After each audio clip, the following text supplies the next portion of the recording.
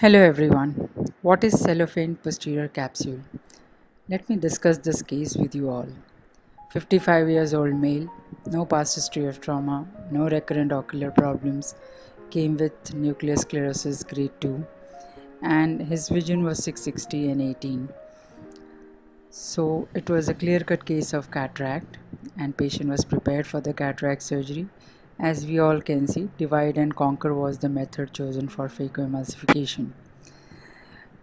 It was an uneventful surgery till the time we saw a small whitish plaque-like structure while doing the bimanual cortical aspiration. So as you all can see, when we are doing this cortical aspiration, there's a small dot-like structure which is present on the posterior capsule, and towards the end of the irrigation aspiration we see a large plaque which is present behind the posterior capsule. What could this be? So the first thing that comes to our mind is whether there are any complication.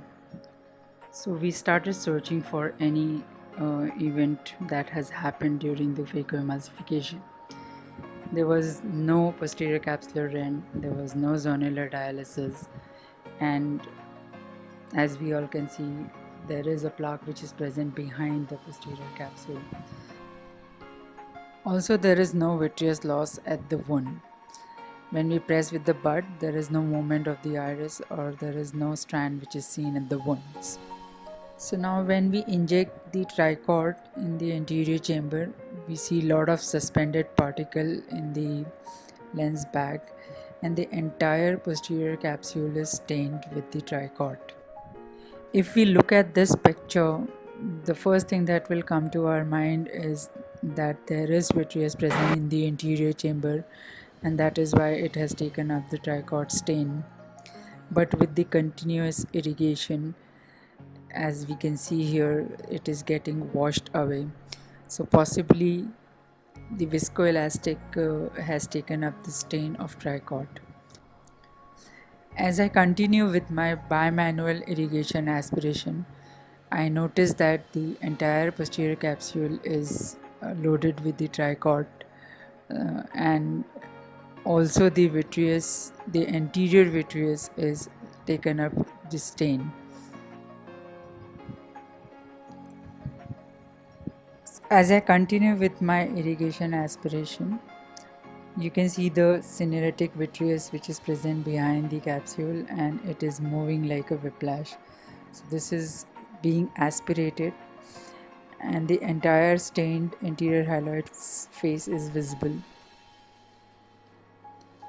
So while I am using my cutter and keeping it in the eye cut mode and I am only aspirating the stained particles, so when I get my irrigation cannula closer to the posterior capsule, and the stained particles are washed away easily, but as I do so, suddenly there is a capsular snap that we see, and suddenly the entire stained portion is clearing off very fast.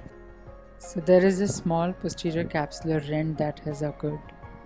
So as we can see, there is a teardrop like capsular rent. So I continued with my anterior vitrectomy.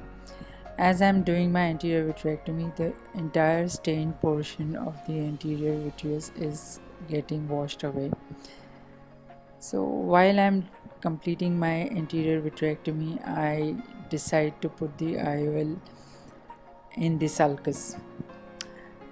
So once the vitrectomy part is over, which IOL am I going to use? So I extend my corneal wound to 6 mm and I decided to put a rigid PMMA 6 mm lens in the sulcus. After rotation of the IOL, the retained vitreous and the viscoelastic behind the IOL was removed with the help of the cutter. And finally the corneal sutures were taken with 10-0 nylon.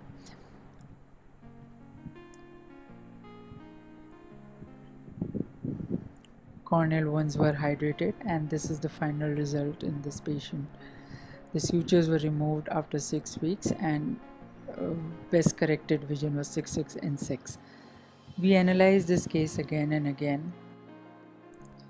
One question came to our mind, that if there is no PCR and if there is no zonular dialysis, then how come this anterior hyaloid phase stains so densely with the tricot?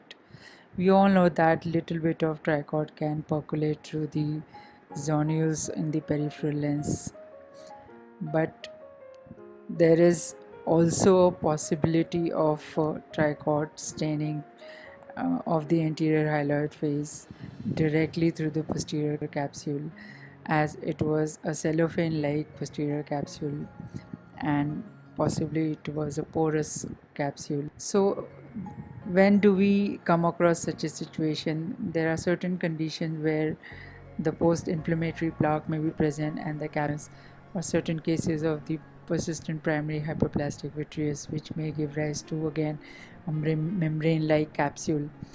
So this kind of staining can occur in such cases where the capsule is so cellophane like and there is increased Burger space and there is opaque anterior hyaloid, wherein the staining with the tricot will be taken up very densely. Also, after vitrectomy, in such cases, even if we plan to implant the intraocular lens within the bag, mere touching of the capsule with the haptic of the intraocular lens, there can be a rupture of the capsule as they are very flimsy. So one should always take a call regarding implanting the IOL, either to be in the bag or in the sulcus. So finally, my take-home message would be to recognize these membranous capsules as early as possible. Always avoid touching them during bimanual cortical aspiration, and always use multi-piece IOL, and it should preferably be implanted in sulcus. Thank you for your patient hearing.